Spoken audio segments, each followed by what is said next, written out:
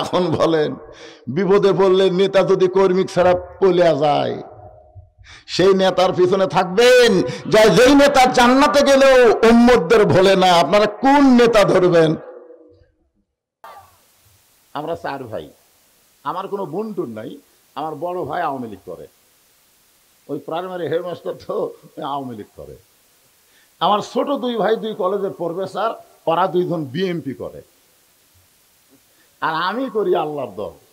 আমার ভাই বলতেছে, না রে, আমাকে 4 ভাই এক হওয়া লাগবে, আর 4 জনক 4 দল করা যাবে না, সব করা লাগবে এক দল। ধরে কোন কয় দল? 5ই আগস্টের পরে আমার ভাই আর আওয়ামী লীগ করতেছে না, এখন আমার দলত ভর্তি হবার চাচ্ছে। আর আমার 2 ভাই, ছোট 2 ভাই, ওরা মশানত আছে, কারণ বিএনপি করে তো মশানত আছে। কি ওই সময় আমাদের একজন উকিল হবেন। আমাদের উকিল হচ্ছেন আল্লাহর নবী। আল্লাহর কাছে আমাদের ব্যাপারে জেরা করবেন, জেরা করে ওকালতি করে বারিস্তারি করে আমাদেরকে সুপারিশ করে জান্নাতে পৌঁছায় দিবেন। এমন বিশ্ব নবীর উম্মত হওয়াতে আপনারা খুশি না বেজার? যে নবী লাইলাতুল মিরাজে গিয়েও আমাদের কথা বলে নাই, জানেন? একসময় আমাদের নবী কিন্তু জান্নাতের মধ্যে ঢুকছিল, জান্নাতের ভিতরে। নবী যখন চারিদিকে জান্নাত দেখতেছে আর খালি আল্লাহর শুকরিয়া আদায় করতেছে, ফেরেশতা জিবরাইল বলল, হুজুর, আমার মনে হচ্ছে জান্নাত দেখে আপনি খুবই খুশি হয়ে গেছেন। আপনি যদি আর দুনিয়াতে না যান, আল্লাহ আপনাকে জান্নাত থেকে বের করে দিবে না।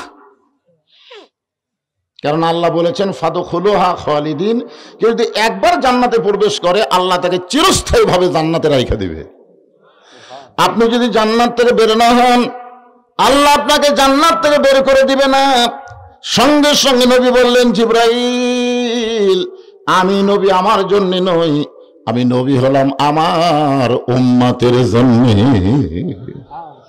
আল্লাহ আমারে একলা জান্নাত দিবে, আর সেই জান্নাতে আমি থাকবো, আমি জান্নাত থেকে বের হয়ে যাব। ফেরেশতা জিবরাইল বললেন, হুজুর, তাহলে কি আপনি জান্নাতে ঢুকবেন না? রাসূল বলেন, সেই দিন আমি জান্নাতে ঢুকবো যেদিন আমার সমস্ত উম্মতেরা জান্নাতি হবে। এখন বলেন, বিপদে পড়লে নেতা যদি কর্মী ছাড়া পলিয়া যায়, সেই নেতার পিছনে থাকবেন, যেই নেতা জান্নাতে গেলেও উম্মতদের ভোলে না, আপনারা কোন নেতা ধরবেন?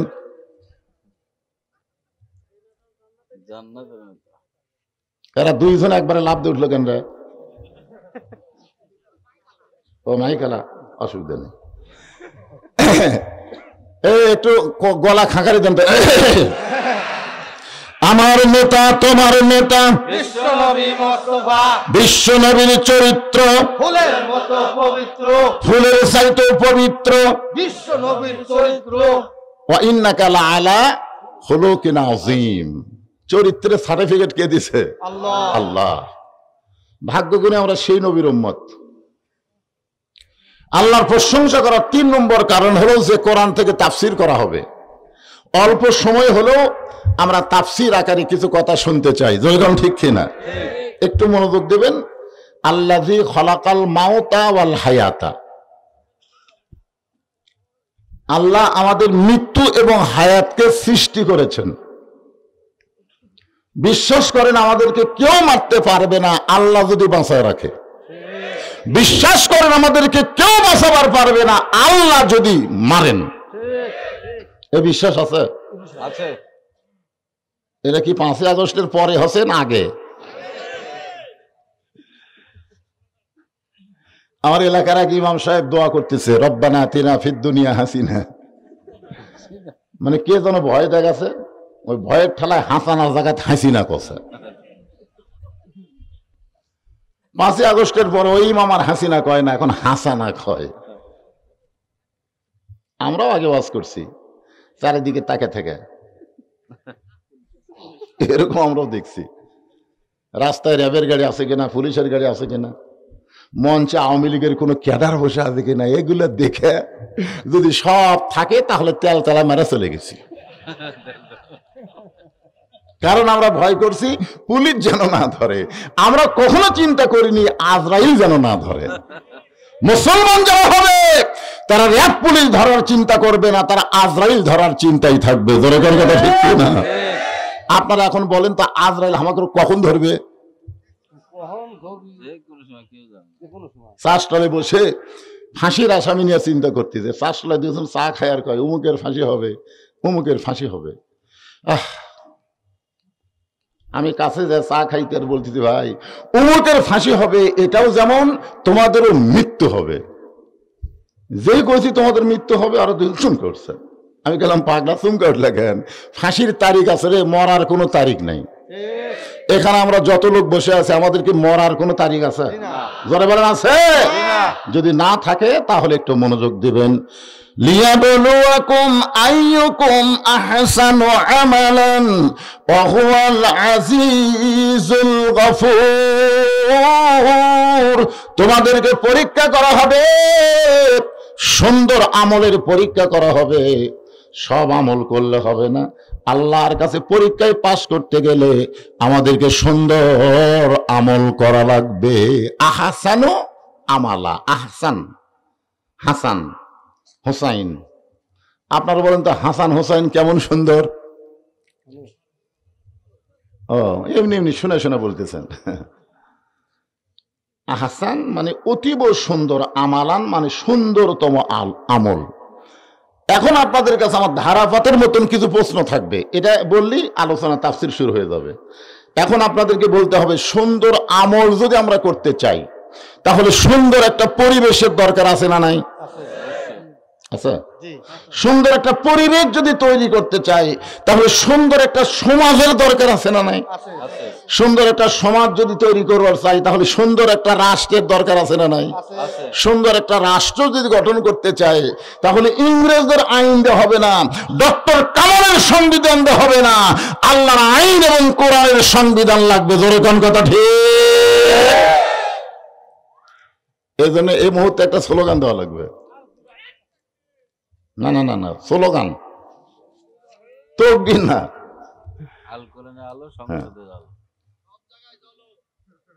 এই সংসদে কই কোন দল করেন বলে? আল কোরআনের আলো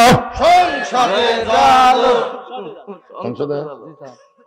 মাশাআল্লাহ, হ্যাঁ বুঝবার পারছি রে।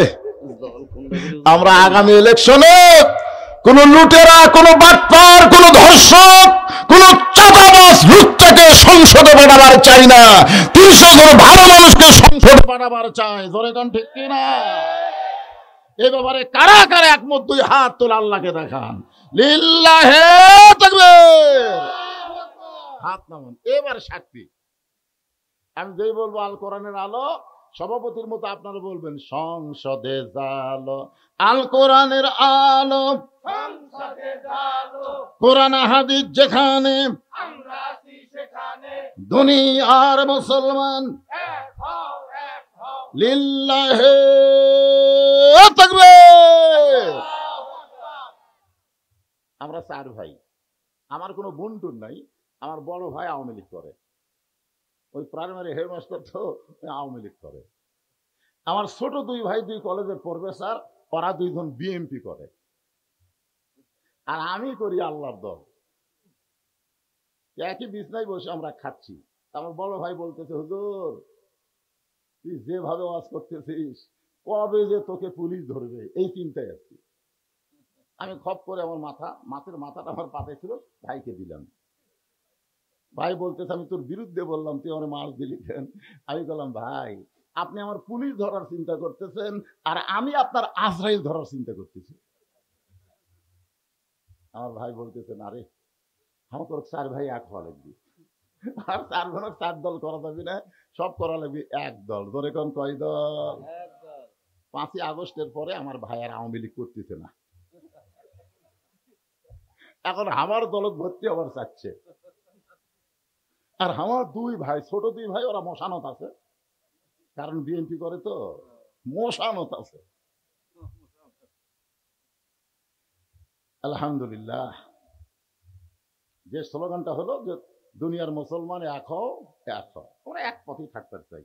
কেউ যদি আপনাদের মধ্যে আওয়ামী লীগ করেন আমার কোনো সমস্যা নেই, বিএনপি করেন আমার কোনো সমস্যা নেই, যে দলই করেন করেন, বাহিরে করেন, কিন্তু কোরআনের সামনের তলে এসে অন্য কোনো দল করা যাবে না। একটাই একটাই দল, আমরা কোরআনের দল। জোরে কোন কথা ঠিক কি না? হ্যাঁ, আপনি যখন মসজিদের মধ্যে ঢোকেন, আপনি আওয়ামী লীগ হয়ে ঢোকেন, আপনি বিএনপি হয়ে ঢোকেন, আপনি জামাত হয়ে ঢোকেন, আমি নিজের চোখে দেখছি ডান পাশে আওয়ামী লীগ, বাম পাশে বিএনপি। আওয়ামী লীগ 4 আঙ্গুল সামনে গেছে, জামাত ইসলাম হাত ধরে টানতেছে, তুই কাতার চিনিস না, সামনে গেছি গেলে এ কাতার বরাবর নাই। আওয়ামী লীগ বলছে আমি খেয়াল করিনি ভাই। বিএনপি 4 আঙ্গুল পিছনে আছে, ওর পিঠে ঠেলা দেয়, বলতে তুই কাতার বুঝিস না, সামনে আয়। একটা লোকও কথা বলে না, কারণ সবাই জানে দল করতে হবে মসজিদের বাইরে, মসজিদের মধ্যে কোনো দল করা যাবে না, মসজিদের মধ্যে এক দল হয়ে জামাত কায়েম করা লাগবে। জোরে কোন কথা ঠিক না? আরো জোরে বলেন, কি কায়েম করা লাগবে? জোরসে বলুন, কেবারে কর না কেন, জোরসে বলুন, আরো জোরে, জোর হলো না।